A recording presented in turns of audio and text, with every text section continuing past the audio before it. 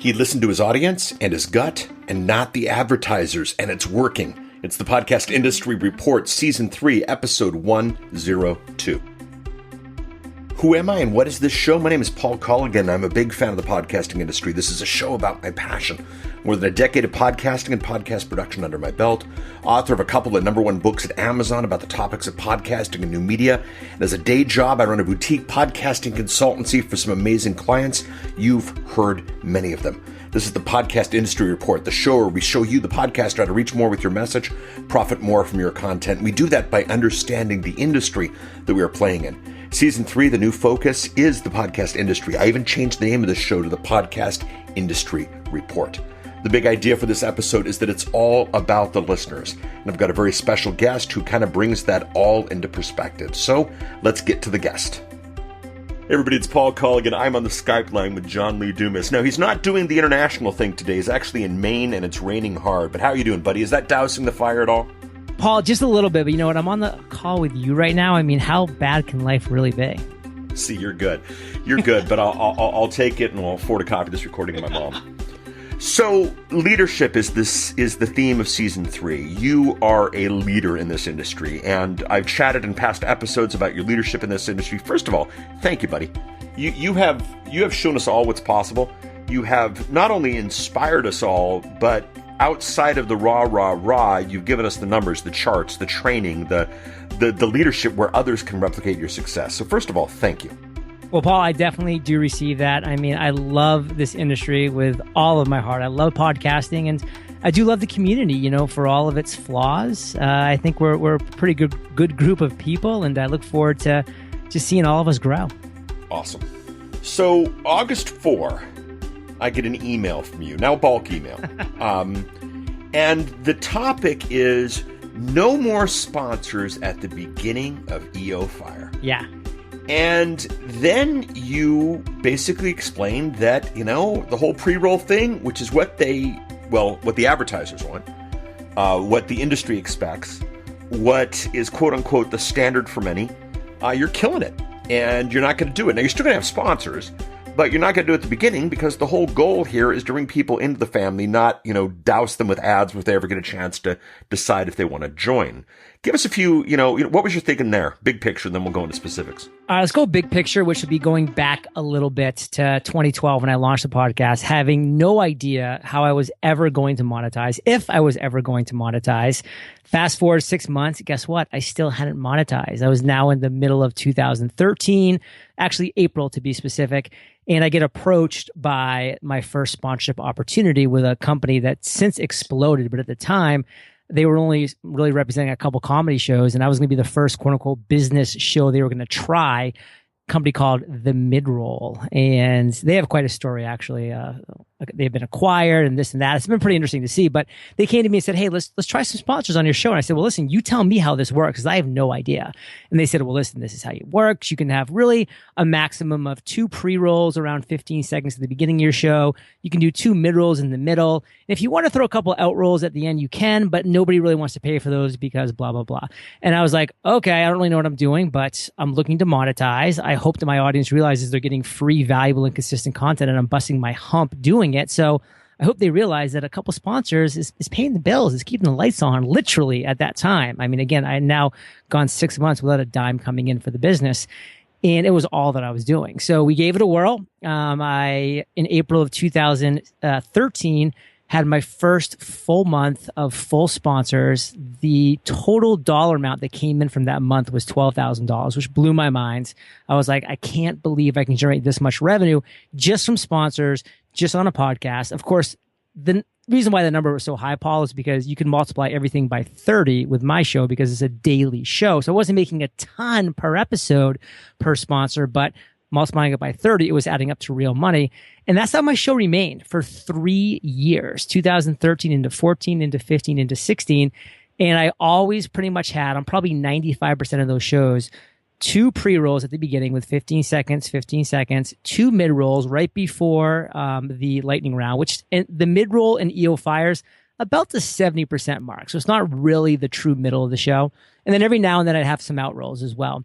And my show is making anywhere from 70 to my highest month, actually, when I just sold everything out, was $127,000 just in sponsorship revenue, but probably closer to 80 to 90,000 average per month for sponsorships, which was huge and amazing. And I was loving it. But what I wasn't loving was I felt like in some point in 2016, I hit a little bit of a plateau numbers wise. My show had always been growing very slowly, but very steadily. I crossed the million listens per month plateau. And it seemed like I just was kind of stuck there, like around 1.1, 1.2 million listens for months and months and months. And I really decided to do a deep dive on my show and say, hey, what's working? What's not? And when I tried to come at the show from a new listener's perspective, kind of take myself out of what I knew about the show and really just approach it from like, hey, what if I just heard somebody say, hey, John, my name's Paul. Like, there's this great show called EO Fire. You should check it out. What if I went and listened to that show? And I tried to go there with like novice ears. And to be honest with you, when I did that, I was like, man, I just pressed the play button and I heard, EO Fire episode 1400, and then bam, 99 Designs, and then bam, Squarespace. I'm like, why did Paul just recommend this show to me? And then this guy's just like hitting me in the face with 2 ads right away. It's to me the equivalent of going to like a website and getting 2 pop-ups before you get to go anywhere. Let's call out Forbes.com. I mean, I'm never going back to your website because you're miserable for all of those reasons. And I just didn't have a good taste in my mouth from my own show. And I was like, wow, what am I doing here? Like, I'm creating a show to gain listeners, to inspire those listeners to take action. And I don't even know if I was a new listener, if I would keep listening to the show. And if I did, I'd probably have a slightly bad tinged taste in my mouth from those first 2 whoop-bap, ad in my face. So I said, you know what? Revenue in this case be damned. And I will say I was lucky to be able to say that. And I'm not trying to diminish that aspect. Don't talk about the revenue yet. We're going to bring that up in a second. Okay. I don't want to, this is what they call a tease, if you will, but don't talk about the revenue yet. I'm with you, brother. I'm with you. But I did have multiple revenue streams, so I wasn't like just needing to do that. And so I said, you know what? I'm just going to go for pure listening experience alone here. And I want to make sure that my listeners are going to be hooked to the show before they kind of get a nice little sponsorship read in their earbuds, so to speak. So I did approach the mid-roll, who's still the company that represents me, and they weren't happy about it. They said, hey, this is going to hurt your revenue. This is going to hurt our revenue. This is going to hurt all of that stuff. And I said, okay, I get it, but I'm more concerned about growing my show. And I go, honestly, I do believe this. I think this is a long-term pro because I do think this is going to grow my listenership down the road so that even though I'm not having those quote unquote pre-rolls, I'm going to be getting more for the mids and the posts. So I decided to make the switch and just offer, and this was as of August 1st, 2016, to offer just 2 mid rolls and 2 post rolls on Entrepreneur on Fire, nothing more. So you're definitely a leader, but so is mid roll. Yeah. And so is the advertising industry. They quote unquote know what works. They know what people buy. They know what people act to. Mid-roll has more depth of knowledge of the industry as a whole than you do. Yet you told them, no, thank you. This is the way we're going to do it. Yes. You were a big enough name, big enough situation that they took it on and they did what they did. And then, for those of you who, for the 3 people left on the planet who don't know John, John does something really special at his website. He does what he calls the income reports. And, this is how he's done at his website, the entirety of his business. And over time, they're not just there, but they're there historically, which is always fascinating because you can learn a lot and trends and whatnot there. And, let's put this in perspective. So June 2016, $67K in sponsor revenue. A little over $2K a day. Not bad. Yeah. July, $81.5K in revenue. A little less than $3K a day. Not bad at all. I don't think anybody, or $3K per episode. Even for the person who does the weekly episode, I think $3K an episode would make a lot of people really, really happy. August, you change the whole game. The most lucrative slots, the things that people pay the most for, the stuff that the industry wants, that the leaders of mid-roll said, this is what you got to do. You jump to $87K, buddy. you did better in August when you went rogue than you did in June or July. And I didn't go all the way back, but I figured a quarter is a good way to look at this. Now, June, 214K gross, July, 166K gross, August, 196K gross. Interesting thing, percentage-wise, this is the thing that always gets me, is June, 31% of your revenue was sponsorships. So when you were doing it right, 31% of your revenue was sponsorships. In July, when you were doing it right, 48% of your revenue was sponsorships. In August, when you were doing it wrong, 44% of your revenue was sponsorships. It really didn't change much in terms of the big picture. Yet you changed everything in terms of the format and in terms of the industry telling you what it is that you need to do. Now, this is interesting from a lot of standpoints, but the thing that intrigued me the most, and this is the thing that you've been talking about and doing since the very beginning, and for me, this is the theme of this entire season, is you knew what your audience needed the most. And by knowing what your audience needed the most, you really actually even knew how to get the most revenue from them. And I think this is the thing that people forget. Treating your audience right means the money might go down. No, it didn't happen in this case. You treated your audience right and the money went up. Talk about that. So it is interesting. I love that you pulled out those numbers, and I think they're really fascinating. And in fact, the percentage of overall revenue is not even numbers that I've actually tracked. So I appreciate you bringing that to my attention. That's something that I really think I am going to have my team put as a little Excel spreadsheet column going forward, because that is a really important number, and I love that. What I do think I do have to say about this is right now, EO Fire is a very in-demand podcast. I have a lot of sponsors that want to sponsor my show. I have a lot of sponsors that we have to say no to. I have a lot of sponsors that have been patiently waiting in line. Now, I will say that there were some sponsors who were like, John, we're not really thrilled with the fact that nobody's going to hear our product, service, fill in the blank until 70% of the way through your show, when we know a lot of people don't even finish podcasts, or some people, drop off at 40, 50, 80, whatever it might be. And they did voice some concern with that. And I said, listen, I understand. And if your concern is that big, then you're going to have to find another show that's going to service you, because this is how it is going to be for the foreseeable future, because this is my commitment right now. And this is where I'm absolutely going to be keeping Entrepreneur on fire from this point going forward. So they, kind of shook their heads. Nobody actually walked away from it. But I will say there's a lot of people who are tracking right now very carefully what the numbers are. So I don't think it's super fair. Again, I know it makes the numbers you just shared make us look good, like this really worked. And I really hope these continue to be the truth. But because there hasn't had a chance for the sponsors to really track what their ROI is and what their conversions are going to be, I think it's a little early. And we're only a month into this. We're only a month into it. I think 6, 8, 10 months down the road, once sponsors have real data that says, hey, we remember what it was like before August 1st with John. These are what our numbers were. And now these are what our numbers have been like for the past 3, 4, 5 months.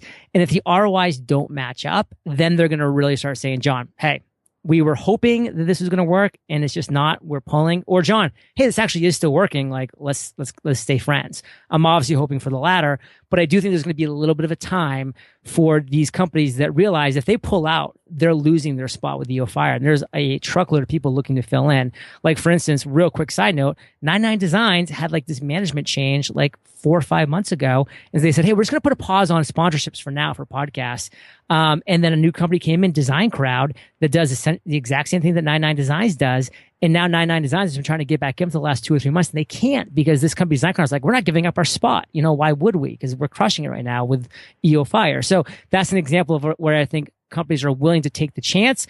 But now it's going to come down to testing the ROI down the road. So it's a year later. Yeah. Midroll comes to you and says the sponsors aren't happy. Now, I realize in a year, a lot of things can happen. If we look at the last year of your life, a lot of things have happened. So, right. It's impossible to guess things out. But gut reaction, in a year, they tell you they're not happy. What are you going to do? Honestly, my gut reaction is I'm going to say, Midroll, if we have the real data and it's been a year and the numbers just aren't working, let's lower the CPM. And what that means is I'm actually going to remain with 2 mid-rolls and 2 post-rolls. They're just going to cost less. So it's going to change the ROI per sponsor per episode. So if it might have cost a sponsor $1,400 before to buy a minute in a post, now maybe we'll say, hey, we're going to bring it down to $900. So I'm much more willing to lower how much it's going to cost to sponsor EO Fire than I am going before I bring back the pre-roll. Now, again, and I know we're going to talk about this a little bit more later, but I'm fortunate to be in a situation where although sponsorship revenue is a big part of my overall revenue, and it's very important, and I would never discount that, we could take away sponsorship revenue right now for EO Fire and bring it down to zero, and we would still run a very happy, healthy, and profitable business. Of course, I want to keep it very strong where it is right now, those numbers that you shared earlier, but it could go away. And I'm honestly, at this point, and again, I'm not committing to anything forever, but I'm willing at this point to let the sponsorship revenue dry up and die right now to go to the vision of growing the overall listenership of EO Fire and focusing on that. And just as you might have noticed, Paul, as when August 1st started, I didn't bring in, I no longer have 2 pre-rolls for 15 seconds each, but I do a quick, hey guys, John Lee Dumas, welcome to episode 1423 of EO Fire. By the way, if you need to accomplish a goal, visit thefreedomjournal.com and you can crush your number one goal today. Let's welcome our guest, Paul Colligan. So now I'm starting to kind of use that very valuable time, and I'm not, I'm 5-7 seconds at most where I'm just mentioning that in a quick link. Now I'm kind of directing people towards my products and my services, yes. Which the Freedom Journal, yes. $33,000 last month alone is a big revenue generator itself. Yes. JLD now gets, for lack of a better term, the pre-roll. Yes. Exactly. And the thing that's interesting is JLD to get the pre-roll makes sense in the flow of the show. Because what you've done so impressively is you've made it bigger than the show. You've got the products and services. So to speak to Freedom Journal, to speak to some of the other products that are coming out as part of the initial beginning makes sense. Whereas that pattern interrupt of a third-party company, no matter how great they are, and you've always had good sponsors. I've always appreciated how, you haven't had the sleazy people who want to spend 1 month to suck what they can out of podcasting. But now your pre-roll is you. Your products, your services, your story, your dialogue, your discourse. And it makes sense. The flow is there. It's really, really, really easy. And I like that. Thoughts there? It feels good, Paul. It really now feels good every morning when I wake up. And I'm not just saying this. It really feels good when I wake up in the morning and I'm like, wow, an EO Fire episode just went live and somebody pressed play somewhere around the world. And they did not just get, slammed over the head with 2 15-second pattern interrupts, as I think you really well put. They instead got me introducing the show live, because those are live reads. I'm saying, hey guys, this is John Lee Dumas and welcome to episode 1423. By the way, this is, whatever, I'm about to launch Self-Mastery Journal, whatever it might be that I mention. That it's not like that pattern interrupt, like 15-second block that I'm inserting. It's a very flowy, it's, my guest on that show is hearing me say that because I'm introducing, as part of my introduction of them to the show, and it flows. And I wake up in the morning and I'm like, I know that somebody pressed play and they just got a really good, well done, healthy intro to EO Fire. And then they were boom, it's at second 17, they were into the show. And that it feels right to me. Now, I've got a device right here on my desk, and I can't say her name out loud because she'll respond and it'll happen live. Alexa! Shh, don't do that. And she soon, I hear rumor, and obviously, it's just obvious if you think about it, the world of podcasting will be coming to her. And we're going to come into our office in the morning and we're going to say, hey, play this episode or play this or try this. The world of the Pandora-ing, I think what Stitcher's always tried to do but hasn't yet been able to pull off is coming very, very quickly. And, I don't know about you, but I got a lot of podcasts on my phone when I am driving around town, trying to catch up on things. And if the show just becomes one ad after another, I think your example of Forbes is exactly true. At some point, I just want to listen to the content. I get that you have to have the ads, but come on, let's make this fair. I'm another leader that I haven't chatted with him yet, so we're not going to say by name, but he's been looking at launching a new piece of tech, and he sent out a survey. And the survey was basically, what is the revenue from your show? What is the revenue model from your show? And he gave choices. It was a multiple choice. Pick the ones that you want. It was donors. It was ads at the website. It was sponsors, etc. And he didn't have an other. And he didn't have anything for selling your own products and services. And I thought that was odd. So I reached out to him on Twitter and I said, hey, I appreciate what you're doing. I love what you got here, but you didn't really list selling your own products and services as, a monetization strategy. And I'm curious why. And he responded and he said, well, that's not really a monetization strategy as much as it is just you advertising yourself. Thoughts? So every week I do a completely free podcast masterclass, right? Is get on. It's a free Google Hangout. Anybody that wants to join can.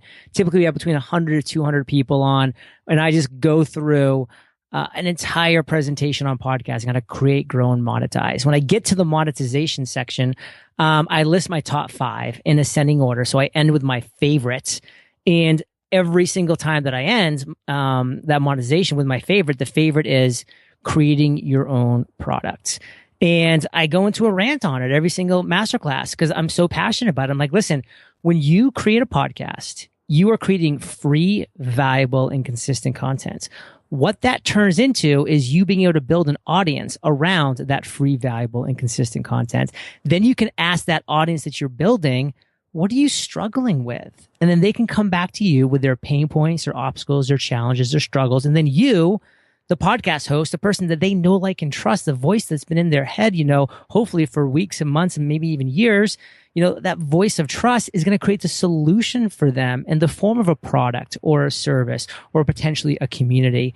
And that is how Podcaster's Paradise was built. That's how Webinar on Fire was built. That's how the Freedom Journal, which, became the 6th most funded publishing campaign of all time on Kickstarter at over $450,000 in 33 days for, by the way, a $39 product. Because I asked my audience what they're struggling with. They told me, John, we don't know how to create our own podcast, or we don't know how to create our own webinars, or just we're really struggling with goals. I created the solution for them. I handed it to them. And it is the best way, in my opinion, to monetize a podcast / audience.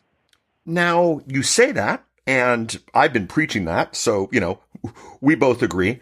But we're looking at July here. I'm looking at the spreadsheet, and sponsors was 48% in the month of July. So sponsors aren't to laugh at here. What is the balance?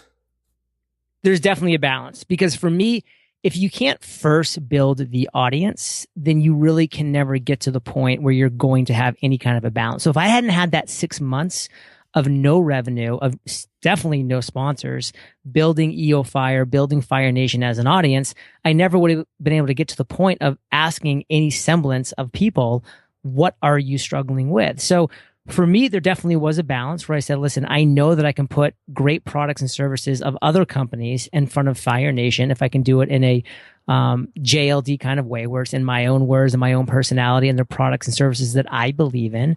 But at the same time, I want to make sure that I'm growing my business so that I'm able to stand on my own 2 feet with my own products, with my own services. And when those start to get to a point where I think they're, rivaling or better in some scenarios than other people's products and other companies' products and services, that's what I'm going to start to do, what I started to shift into in August of 2016, where now my products and my services get the priority. One of my pre-rolls, if you want to call it a pre-roll, it's just one of my things. I like to actually refer to it as this. One of my calls to action during my intros is, hey guys, if you're looking to podcast, visit freepodcastcourse.com. That gets between 40 to 80 sometimes subscribers a day to that course. And those are people that I can email on a weekly basis and say, hey, by the way, I'm starting my podcast masterclass in 15 minutes, which is a free masterclass. And then on that masterclass, I'm spending no money on Facebook ads, no money on any sponsorship ads of any kinds. And I'm getting 100 to 200 people live on there. And I'm converting anywhere from 10 to sometimes up to 20 people into Podcaster's Paradise, which is over $1,000 investment over the course of the first year. So it's something that's working incredibly well when you do it the right way. It's we've dated this episode. It's September of 2016. We're entering into an election season, and the one thing everybody has in common is they always think the other guy is going to take away everything. So let's throw a post-apocalyptic scenario at you here, okay? It's 1 year later, and it is illegal to do both ads and your own product. So 48% of your revenue by doing quote unquote nothing other than recording your show, or 51% of your revenue by creating products and services. Which one would you take? It's not even a hesitation. It's 100% my products and services all the time. It's something that I control, something on my platform. For sponsorships, there's a lot of negatives there. There's turnover, there's feast and famine, there's people that come in with high expectations. I just got off a 35-minute phone call right before this call, Paul, with HP, a huge company that's looking to break into this space. But they're like, we want to run like a 2-episode test. And I'm like, that's not going to work. I'm just going to tell you that's not going to work. And so there's a lot of people that just don't get it, and they're not going to get it for a long time. And by the way, I'm not talking bad about HP because they're probably going to be a sponsor. And guess what? I think I convinced them to run a much longer spots on the show because of that conversation that I had with them. But, those are the kind of things. It's like, do I want to rely on other companies making decisions, or do I want to rely on my audience telling me what they're struggling with, and then, by the way, relying on me to create that solution for their problem, for their struggle? And it's definitely the latter all the way. Well, you just summed up. I'm going to go back here. That's going to be the quote card for this episode here. I've always said that the only problem with new media is when we try to treat it like old media. Ads are great. Sponsors are fantastic. Not only from a revenue standpoint, but also just from a legitimization standpoint. To have a great company like HP come on board and join you for a long run, is good and is solid. It introduces them to your audience. It introduces you to their audience. It's good. But, and I just want to stress this, you did it, the JLD way, and not the way that everybody else said, and here's another perfect example. This wasn't in my notes, but HP came and said, we want to do a short run. And he said, nope, that's not going to work. And, you took the leadership because your audience. You took the leadership because the experience. You took the leadership and are willing to, the HP money would be good. But you're willing to lose it in exchange for a better experience. And I think that's something that gets lost. I know inside of Paradise, how many episodes before I start, getting my advertisers, and, how much this before I get this, and how much this before I get this. And you're fantastic because you're always, what does your audience want? Mm-hmm. What does your audience need? What is your audience looking for? What are their hungers? What are their fears? And, but what's interesting is, and I just can't stress this enough. You did it your way, not because you're a snot, but you did it your way because this is what's going to serve the audience, that's going to build the audience. The journal, what's amazing about the journal is you've got people using the journal who have never, ever listened to an episode of your show. I think this is key. You've got people selling with webinars who've gone through your webinar course who've never, ever listened to the show. Yeah. You're building an industry outside of this podcast, maybe with people who will never listen, but still taking that audience, what they need, what they want, and what they're looking for. And this is just vital. And I think it's missed. Everyone wants the quick and easy solution. What's the formula? How many points? How many downloads? What CPM? That kind of thing. It's not that. It's understanding your audience, understanding your purpose, understanding your role in the midst of all of this. And I don't know, I want to hear your thoughts on that, but I just want to congratulate you. And I want to thank you for taking that position because I think it's necessary. Well, thank you. And I really do take that role very seriously. And, to kind of maybe even go a little further down what we were talking about with HP, because I really like the points that you brought up, is I even went back to them and I said, listen, guys, I want to give you a real example. 3 years ago, eVoice came and they wanted to do a short run. And number one, I said, listen, guys, you're going to have to take, 4, 5, 6 episodes to convince really cutting edge entrepreneurs, that we need some kind of phone answering service. That just feels old. It feels dated. It's going to take some time. It's going to take some testing. It's going to take some structure. And sure enough, after 2-3 months, and this is 3 years ago, eVoice was not impressed with the ROI that they were getting. And I said, well, guys, we either do this. You guys can either cut tail and run, and I'm fine with that because you got to do what's best for you. Or we can work on the call to action. We can work on continuing to put this in front of Fire Nation and make you sound edgier and more with it and more of a big benefit for entrepreneurs of today. And we worked on it and they stuck with it. And they've been sponsors now for over 3 years. They dedicate almost all of their disposable revenue their disposable advertising spend on podcasts now. And a big one is of EO Fire because it just works, but it's not going to snap and come overnight. And so I really want to get that message across to people in Podcasters Paradise that are like, okay, just how many people do I need to get to before I can start bringing on sponsors? Like that's not the right question. The right question is like, when can I bring the right products and services in front of my listeners that's going to add value to the podcast, is going to increase listenership because it's an overall better show. And the same thing to the sponsors. Like, I don't want to set HP up for failure. I don't want them to think that they're going to be able to put 2 episodes down. I even said these words. I'm like, guys, right now, people think you're IBM. They think you're Compaq. They think you're just a corporation serving corporations. It's going to take time for us to change that perception that they're going to actually say, okay, HP is for me. And we talked it through and it took time. But I think that that's, what a leader does. I'm giving them examples. I'm willing to lose their business because I know that what we're going to come out with is going to be right for EO Fire, either not having HP on because they're not willing to do it the right way, or having them on the right way. And that's the only way that I want them on with my show. Give me, as we close this out, the sound bite or the text for the quote card here. What does the average, and I'm going to say entrepreneurial podcaster, obviously what you're doing is very different than a Gimlet or someone who's producing content specifically for the generation of sponsor revenue. But for the entrepreneurial podcaster, the type who tends to listen to this show, what can they learn about what you've done? They can learn from what I've done, honestly, that it's all about the listener. If you can focus every bit of your show on your listener, you're going to win. And not tomorrow, and not in 6 months, and maybe not even next year, but you're going to win in the long run. And from day one, my listener was Jimmy. I could go on about him. And Paul, I know that you've heard me give my rant on Jimmy. It hasn't changed. And guess what?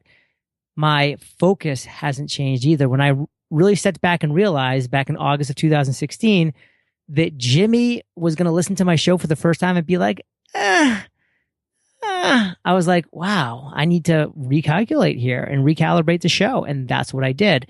So it's all about the listener. What I love in that is Jimmy hasn't changed. No.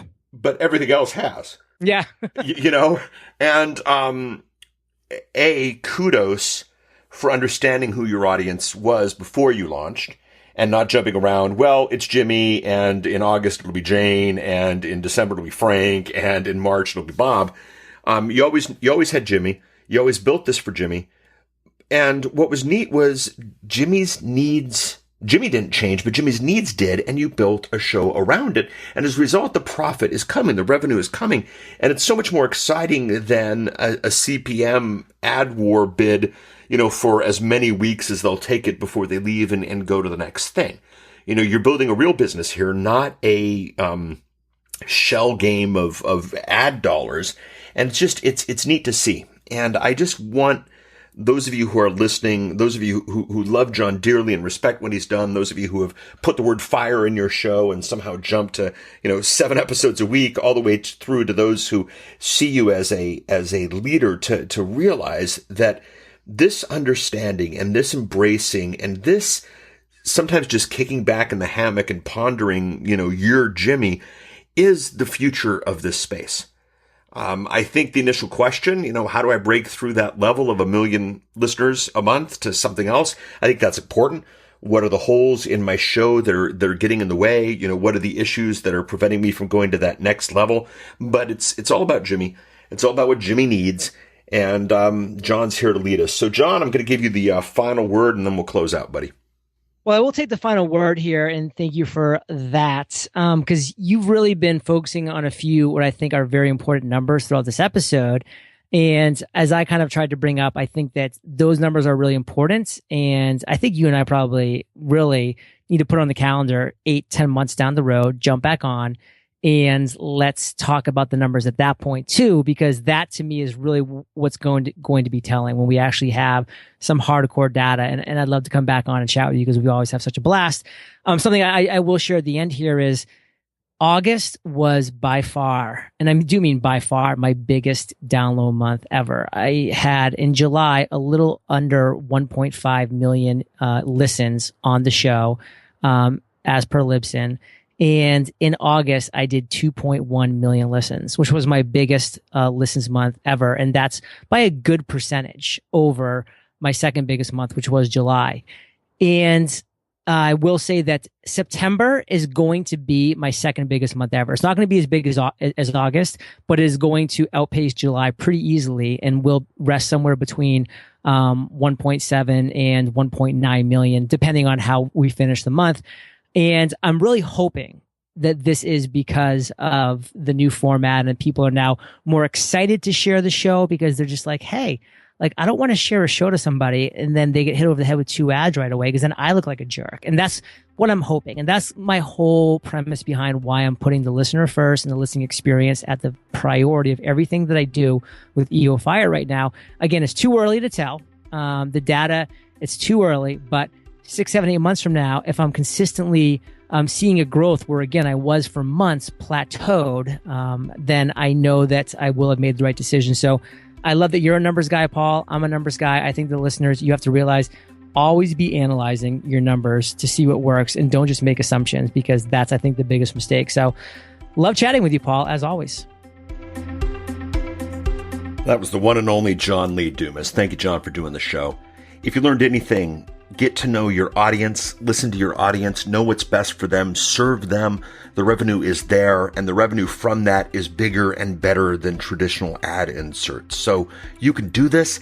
John's not the only one, and the secret is not getting a show out 7 days a week. The secret is not putting the name Fire in your podcast description. The secret is in doing what John did, listening to your audience. You can find out more about John and everything mentioned in this episode at thepodcastreport.com/102. If you want to do the social thing, thepodcastreport.com/Twitter, thepodcastreport.com/Facebook, any of your favorite social platforms, they are there. Would love you to subscribe to the show. Would love you to get episodes as they come out, when they come out automatically. That's done by subscribing. Thepodcastreport.com/iTunes is the easiest place, the most popular place. Yeah, chatted about that last week.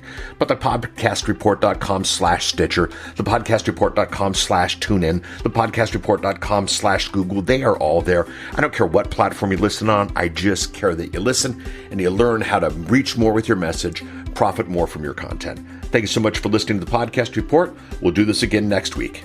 Bye.